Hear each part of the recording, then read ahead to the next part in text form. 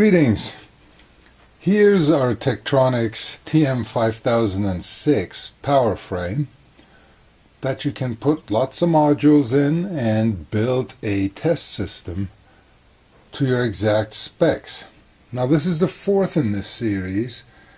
There are 3 other videos before this where we tested 3 different plugins and explained the power frame a little bit. So you may want to watch those before, but it's really not a prerequisite. There weren't any big mysteries revealed that would make this video incomprehensible if you haven't seen the other ones, but by all means you can watch them now, or you can watch them after you see this one. But anyway, here's a frame. It's a 6-space frame that provides power.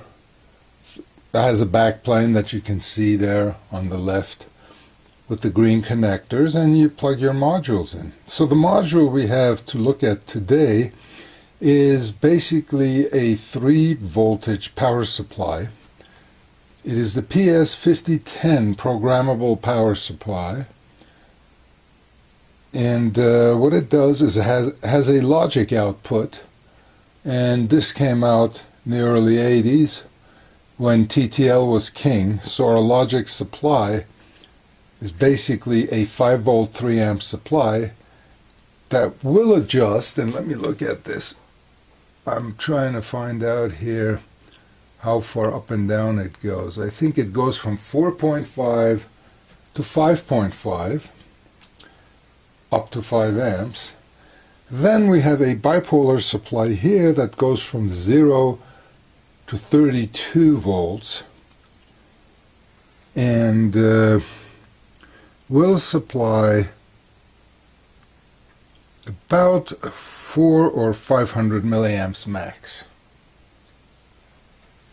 And that's what this guy is. So what we're going to do today is obviously go through, see if it if it works, and B, if it works properly. We probably won't go into depth, such as hooking it up to a load or anything. Let's just see if it works, if it needs repair, and how accurate it is without a load. So let's go. Alright, here we go.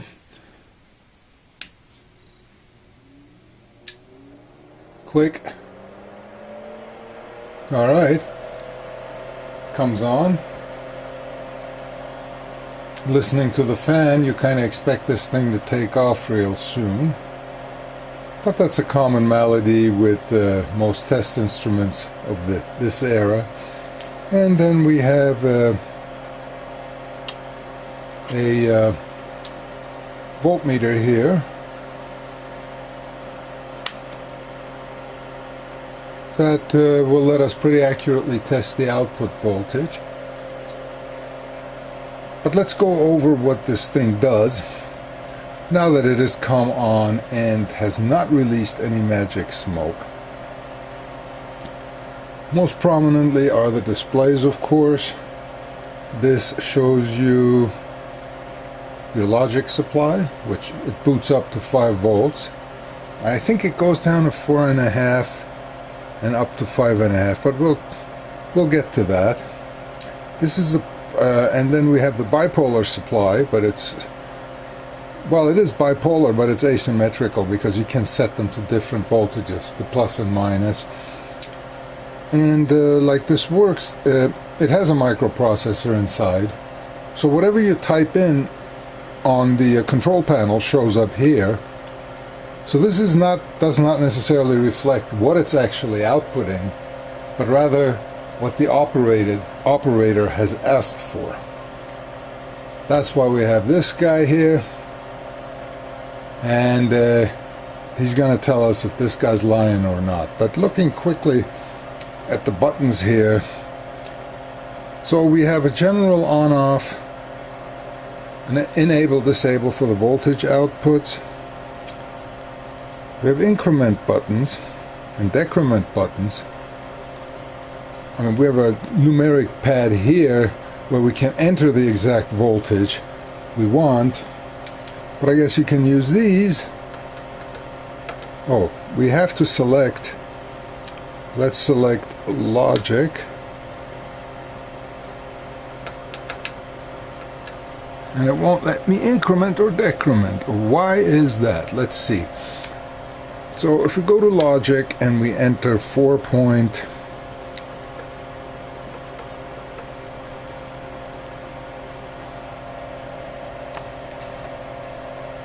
well, what you got to do first is select which one of these supplies you're talking to. And that isn't as simple as just clicking like the logic button, but you actually have to click supply select and then which supply you want. So now let's see, does this go down to 4.5 volts? 4.5. Enter. Well, yeah, I guess it does. So let this test start. We also have volts and amps enunciators here for all 3 supplies. But today we're going to be mostly interested in the volts. So actually that's not a good start. I think we should start with 5 volts. So we're all set up, showing 0, and that's because we have not enabled the floodgates yet. So we turn on the outputs. And yeah, it's 2.2 millivolts off, which for all intents and purposes is perfect. So now let's see if the increment and decrement will work, and they do. Does it auto repeat? Yes, so we can get it all the way down to 4.5 volts with an error of 2.5 millivolts, and then we can go the other way. It should go to 5.5 max. And at 5.5 volts we have an error of 2.7 millivolts. Still perfect. So that it's actually, if we want to go back to 5, it's actually easier to just press 5 enter. And there we go. So eventually it will be tested with a load, especially since this is supposed to deliver up to 3 amps, but at least it's pretty darn accurate when it comes to showing the logic voltage. Next, let's have a look at the bipolars part, which goes from 0 to 32 volts, plus minus. Now they can be controlled individually. The supply is doesn't have to be symmetrical, but they did give you a symmetrical mode, which is called track. So I guess they track each other. And again, we go to supply select and we click the track button. And now what we see is these 2 light up. This one's off. And now if we enter a voltage, it should apply to both of them. So let's do 12 volts. They show up both here. Enter them. And of course nothing's going to happen because we are still plugged into the logic output. So let's go into the positive and ground. And there's our plus 12 volts, showing an error of what, 6.1 millivolts. That's the positive. You see, they even saved a light up segment and just drew a white negative sign in front of this guy, because this voltage is always going to be negative, including 0. But let's see what that side that wants to output minus 12, what that actually outputs. So tap that, and it outputs, oh, that's very nice, minus 12 with a 0.2 millivolt error. So yeah, that's even better than the positive one. So now let's drive it all the way up, because 32 volts is the maximum.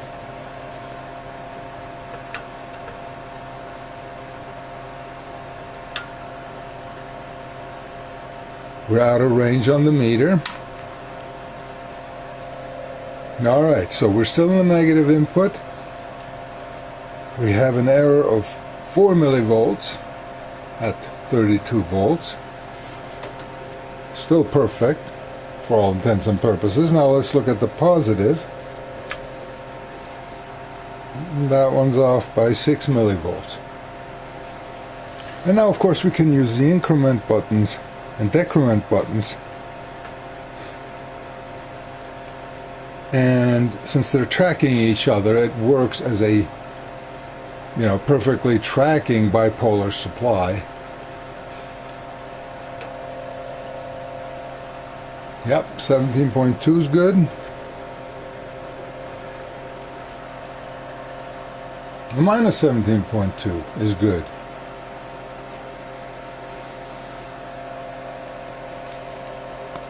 So now let's set different voltages on the bipolar supply. So let's do, I don't know, let's do 9.5 volts. Oh, we have to actually select positive or negative, so we'll clear, it'll go back to the previous voltage, and then we'll say select negative. So what did we do? We did 9.5 volts on the negative, 1 millivolt error. But now what we do is we go to the positive. No, stay there. I keep forgetting to hit the select button first and then positive. And so a really good value for positive is 16 volts. 0.4. Enter. Okay, so we're still seeing the 9.5 volts on the negative side. So let's see if the positive side is actually working. And it is. Even though we got a humongous error of 10 millivolts here. But I think we can kind of live with that. At least I can. And the increment and decrement buttons now, since we aren't in track mode, it'll only affect the positive part of the bipolar supply. So now we can play with this thing to our heart's content. And see that it's tracking, that the voltage it's outputting is very, very, very close to what we've entered. Well, so what have we tested? We've tested that it turns on, accepts your input, and it actually outputs the voltages that you've selected. And again, as I briefly alluded to earlier, it does need a load test, so you have to put an electronic load on it and test it.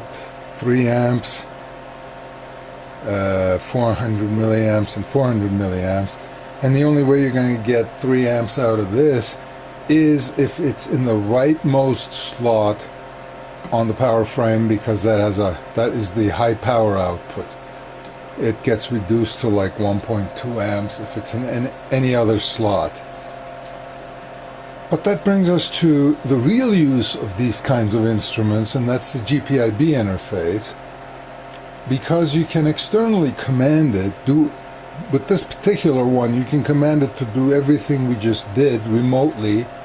You get a USB to GPIB interface and hook it up to your PC and get the appropriate software, and you can basically sequence it. You can have it go through voltages and stuff. However, with this module, GPIB lets you query modules that have actual measurements that can be queried. I think on this one you can query what was entered, actually, what it thinks it should output, but we would need like an ammeter, also with a GPIB interface, that So as we change voltages, it would read back the current, and well, we'd have to put a load on it, and on and on and on. So that's beyond the scope of today's video. But I think what we are, or what I am aiming at, is we're going to need a GPIB setup, i.e. an interface, a computer, and appropriate software, so we can just get into automatic testing equipment territory, ATE for short, and sequence everything and have the computer log everything and then create spreadsheets and do all those wild and wonderful things with it. But for today, we have another working module, and for those of you who have seen the previous ones, we are at a point now where not only can we fill this up with modules, but it also still looks like the Emperor without clothes, because none of the panels are on here. So let's put all the other modules in here, put the side and bottom and top panels on it, and see what it looks like when properly dressed up. Alright, here is the TM5006 in all its regalia. It is complete. I actually had all the parts, all the panels. Of course, I went into a brief panic because one of the screws for the back corner pieces that hold the whole thing together was missing. But whenever I see a wayward screw near my workbench, or anywhere in the house for that matter, I put it in one of those little organizer drawers. And in this case, I remembered that I found a screw like that under the workbench, and I threw it in one of those drawers. And after 3.5 minutes of searching, I found the screw. So this thing is complete and it is stable. Does it come up? It's fully loaded. And it doesn't, because it doesn't have any power. So let's give it power. Alright, second try.